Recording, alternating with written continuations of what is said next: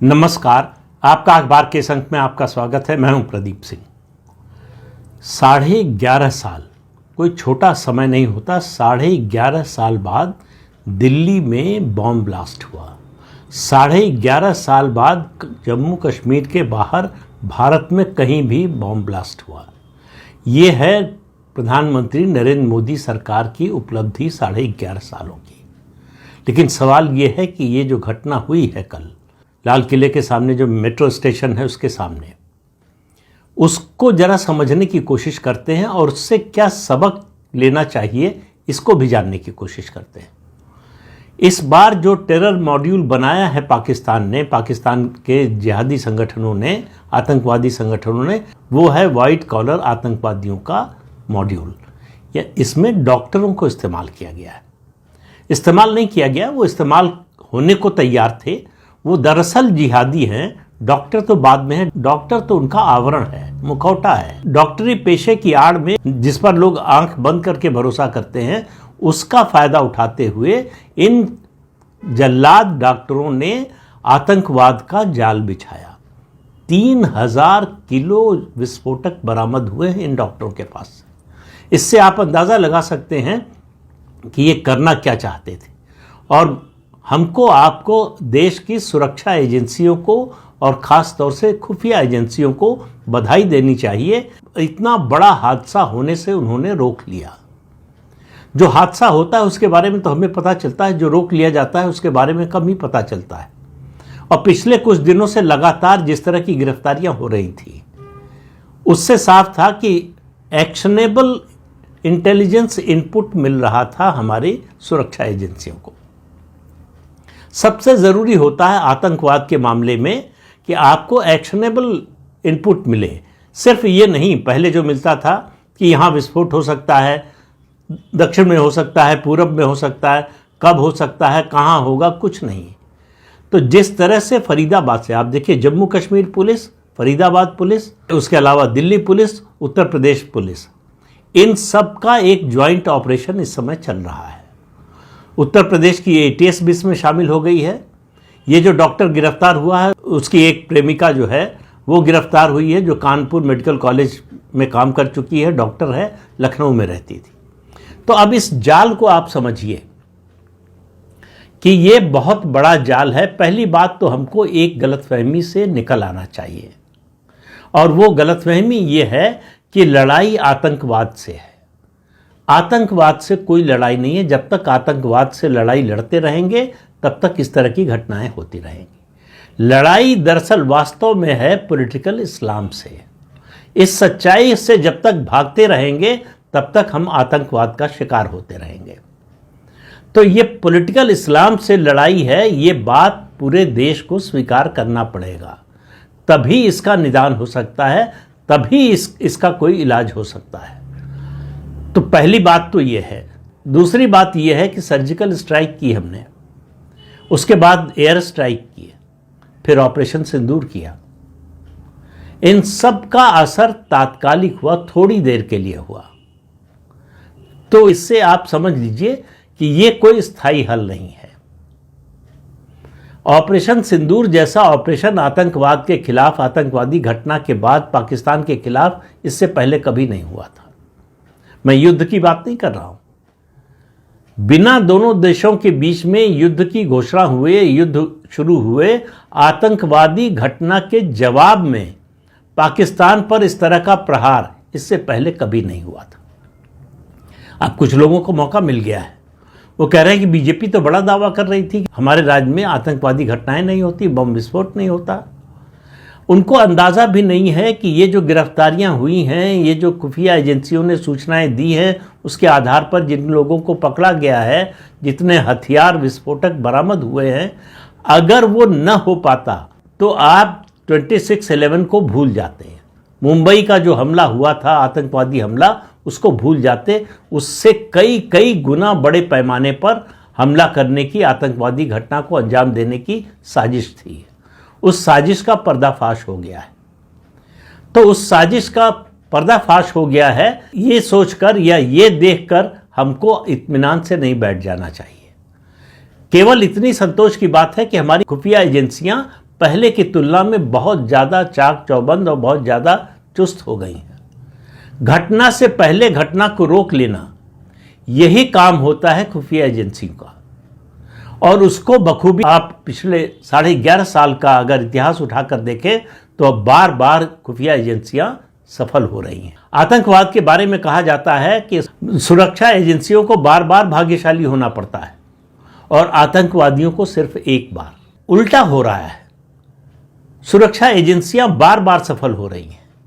और ये जो घटना हुई है कल की लाल किले के सामने, ये दरअसल जो गिरफ्तारियां शुरू हुई फरीदाबाद, जम्मू कश्मीर और दूसरी जगहों पर, गुजरात में हुई, महाराष्ट्र में हुई, ये गिरफ्तारियां जो हो रही थी और खासतौर से फरीदाबाद में जो विस्फोटकों का जखीरा बरामद हुआ और डॉक्टर की गिरफ्तारी हुई, उससे ये डॉक्टर जो गाड़ी चला रहा था वो पैनिक कर गया। उसने घबरा कर जो है ये बम विस्फोट कराया। अगर ये गिरफ्तारी न हुई होती, ये विस्फोट भी इस समय न होता। उनकी तैयारी तो बहुत बड़े विस्फोट की थी, बहुत बड़े आतंकवादी हमले की थी, इस छोटे से हमले की नहीं। और छोटा सा हमला कह रहा हूं तो हमारे आपके लिए नहीं, उनके लिए छोटा सा हमला है। 8 लोगों की जान जा चुकी है, बहुत से लोग घायल हो चुके हैं। ये कोई सामान्य बात नहीं है। और प्रधानमंत्री का आप बयान याद कीजिए कि अब आगे से जो भी आतंकवादी घटना होगी, पहलगाम के बाद उन्होंने ऑपरेशन सिंदूर के बाद कहा था कि उसको हम युद्ध की घोषणा मानेंगे। तो आप मानकर चलिए कि ऑपरेशन सिंदूर का पार्ट 2 किसी भी समय शुरू हो सकता है। अब भारत को केवल तैयारी का समय चाहिए। तैयारी का मतलब रणनीति बनाने की तैयारी का, कि किस तरह से हमला करना है। हमला होगा ये आप मान कर चलिए, उससे दुनिया की कोई ताकत रोक नहीं सकती। इसका जवाब होगा, आज प्रधानमंत्री भूटान में थे, वहां से उन्होंने जो बात कही है कि इसके पीछे जो लोग हैं, साजिश के पीछे, उनको बख्शा नहीं जाएगा। तो इसके पीछे कौन है? पाकिस्तान के आतंकवादी संगठन, पाकिस्तान की सरकार, पाकिस्तान की सेना, पाकिस्तान की खुफिया एजेंसी। लेकिन मेरा मानना है कि इन सब को सजा देने, इन सब के खिलाफ कार्रवाई करने के बाद भी असली मुद्दा वही रहेगा कि आखिर ये कर क्यों रहे, इनका लक्ष्य क्या है। इनका लक्ष्य है पॉलिटिकल इस्लाम को स्थापित करना, इनका लक्ष्य है शरिया का राज कायम करना, भारत को इस्लामी देश बनाना। ये इनका लक्ष्य है। एक बात सबको मालूम है, जो स्वीकार करने को खासतौर से राजनीतिक लोग तैयार नहीं होते, कि इस्लाम में राष्ट्रवाद का, राष्ट्र का कोई कॉन्सेप्ट ही नहीं है। उनके यहां सिर्फ खलीफा का कॉन्सेप्ट है, कैलिफेट का। तो ये मुसलमान राष्ट्रवादी हो सकता है, ये बात अपने दिमाग से निकाल देनी चाहिए, क्योंकि उनका मजहब नहीं होने देता। उनका मजहब कहता है कि सिर्फ आस्था तुम्हारी कैलिफेट में होनी चाहिए। उनका मजहब कहता है कि जो तुम्हारे मजहब को नहीं मानते हैं उनको जीने का अधिकार नहीं है। जो मजहब ये सिखाता हो वो लोग आतंकवादी नहीं बनेंगे तो और क्या बनेंगे? आतंकवाद उनके जीवन का लक्ष्य है। तो सवाल यह है कि इस घटना से सबक क्या सीखने, बहुत स्पष्ट रूप से समझ लेनी चाहिए, क्योंकि इसके तार जम्मू कश्मीर से जुड़े हैं। वहीं से ये आतंकवादी आए हैं, वहीं से पढ़ लिख कर, डॉक्टरी पढ़कर, एक तो चीन से पढ़कर आया है। चीन में उइघर में मुसलमानों के साथ जो हो रहा है, अत्याचार हो रहा है, उस पर उसकी बोलने की हिम्मत नहीं हुई, उसके आकाओं की बोलने की हिम्मत नहीं होती है, क्योंकि मालूम है कि उसके बाद क्या होगा।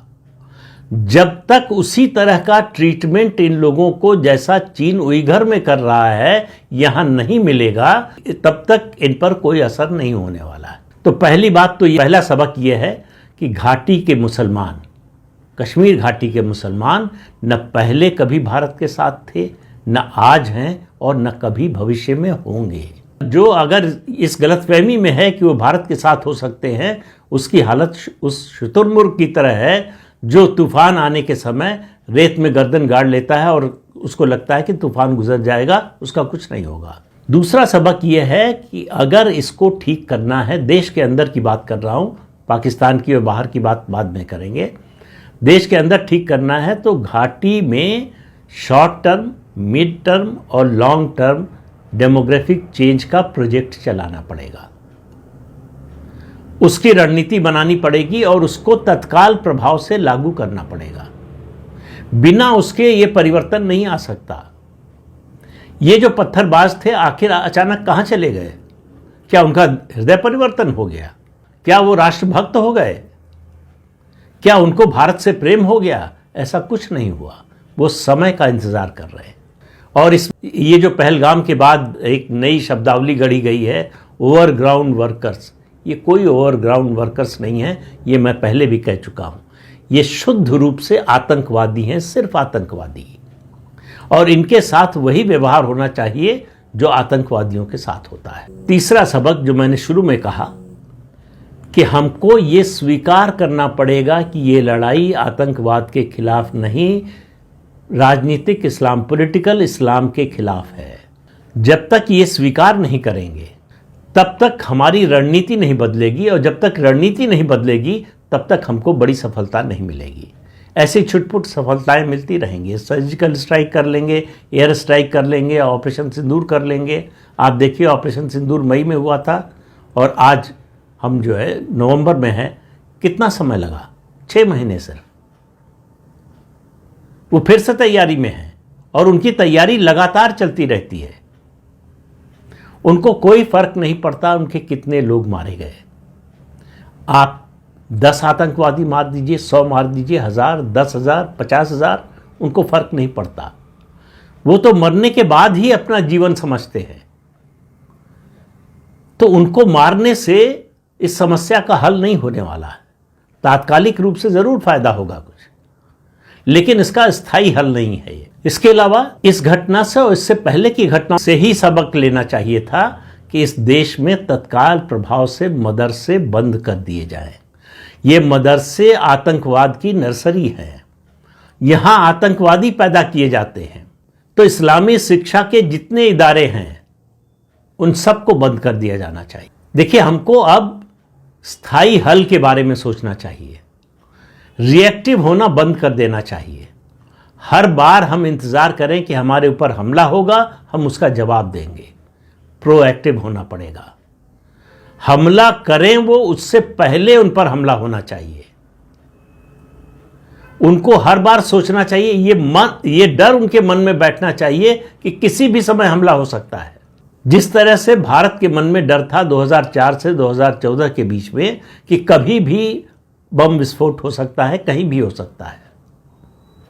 वो डर आतंकवादियों के मन में जब तक नहीं बिठाएंगे और आतंकवादियों के आकाओं के मन में नहीं बिठाएंगे तब तक परिस्थिति नहीं बदलने वाली। यहां कानून बदल जाना चाहिए। गिल्टी टिल प्रूवन इनोसेंट, ये कानून लागू होना चाहिए और अदालतों को ये समझना चाहिए और समझाया जाना चाहिए, हिंदी में समझाया जाना चाहिए कि देश की सुरक्षा से कोई समझौता नहीं हो सकता। देश की सुरक्षा का मामला होगा तो कोई मानवाधिकार नहीं, कोई मौलिक अधिकार नहीं। देश की सुरक्षा से बड़ा कोई अधिकार नहीं है। देश की सुरक्षा को खतरे में डालने वालों का कोई मौलिक अधिकार नहीं है। उसकी बात भी नहीं होनी चाहिए। और ये जो बड़े बड़े वकील इनके पक्ष में खड़े होते हैं आकर अदालत में, इनकी भी जांच होनी चाहिए, इनकी भी निगरानी होनी चाहिए, इनसे भी सवाल पूछा जाना चाहिए।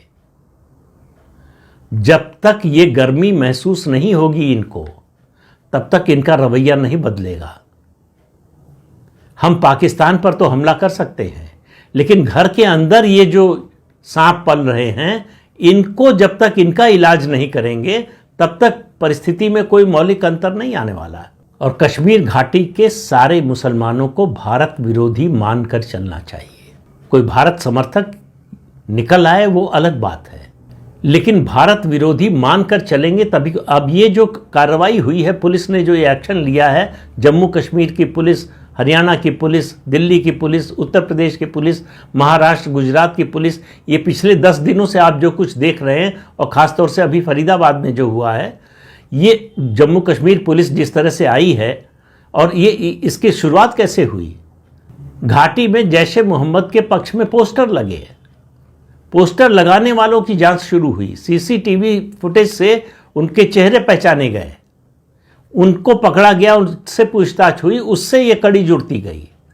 आप कल्पना कीजिए कि अनुच्छेद 370 अब भी होता अगर जम्मू कश्मीर में, और वो पूर्ण राज्य का 370 के बाद भी, हटने के बाद भी, अगर जम्मू कश्मीर को पूर्ण राज्य का दर्जा होता और यही उमर अब्दुल्ला मुख्यमंत्री होते तो क्या जम्मू कश्मीर की पुलिस ये काम कर पाती? कभी नहीं। तो इसलिए इस बात को बहुत अच्छी तरह से समझ लीजिए कि दोस्त कौन है, दुश्मन कौन है। हम दुश्मन को ही दोस्त मानकर उसे गले लगाते रहते और वो एक दिन पीठ में छुरा मार देता है, तब कहते हैं धोखा हो गया। तो धोखा तो खाने के लिए हम तैयार ही हैं। हमारी सारी सोच ही धोखा खाने वाली है। हमारी थोड़ी देर के लिए आंख खुलती है धोखा खाने के बाद और फिर आंख बंद कर लेते हैं। तो दिल्ली में ये जो बम विस्फोट हुआ है, ये एक अवसर है कि अपनी इंटरनल सिक्योरिटी की पूरी डॉक्ट्रिन को ओवरहॉल करने का, उसमें आमूल परिवर्तन करने का, आतंकवाद के खिलाफ और देश के विरोध में काम करने वालों के खिलाफ जीरो टॉलरेंस होनी चाहिए। और ये बात फिर कह रहा हूं कि हमारे न्यायालयों को और हमारे न्यायाधीशों को ज़्यादा समझने की ज़रूरत है। सबसे ज़्यादा राहत अगर इनको मिलती है आतंकवादियों को, आतंकवादियों के समर्थकों को, उनके पैरोकारों को, तो वो अदालतों से मिलती है। जब तक न्याय व्यवस्था नहीं बदलेगी, जब तक न्यायपालिका की सोच नहीं बदलेगी, जब तक राष्ट्रोन्मुखी न्यायपालिका की सोच नहीं होगी, तब तक आतंकवादियों को छूट मिलती रहेगी। वो घटना को अंजाम देंगे, उनके समर्थन में बड़े बड़े वकील खड़े हो जाएंगे। इन वकीलों के खिलाफ भी एक्शन होना चाहिए कि आखिर ये आतंकवादियों का केस लड़ने क्यों आते हैं, ऐसी क्या मजबूरी है इनकी। और ये जो नैरेटिव चलाया जाता था कि गरीबी से, अत्याचार से परेशान होकर आतंकवाद में जाते हैं, ये डॉक्टर गरीब थे, इन पर अत्याचार हुआ था, तो ये बहानेबाजी छोड़ देना चाहिए। यही नैरेटिव चलाया जाता था नक्सलियों के बारे में, माओवादियों के बारे में। आखिर माओवाद का खात्मा हो रहा है कि नहीं? जब हमने मान लिया कि हर माओवादी सोच का व्यक्ति दुश्मन है देश का, तब माओवाद खत्म होना शुरू हुआ है, वो लगभग खत्म ही हो गया है। आतंकवाद के बारे में भी इसी तरह से सोचना पड़ेगा। और आखिर में वही बात, शत्रुबोध। जब तक शत्रुबोध नहीं आएगा, जब तक अपने दुश्मन को पहचानेंगे नहीं, तब तक उसके खिलाफ कोई लड़ाई नहीं लड़ सकते। तो इस अंक में इतना ही। अगले अंक में फिर मिलेंगे किसी नए मुद्दे के साथ। तब तक के लिए अनुमति दीजिए। आपसे अनुरोध है कि चैनल देखिए, शेयर कीजिए, लाइक कीजिए, सब्सक्राइब जरूर कीजिए। नमस्कार।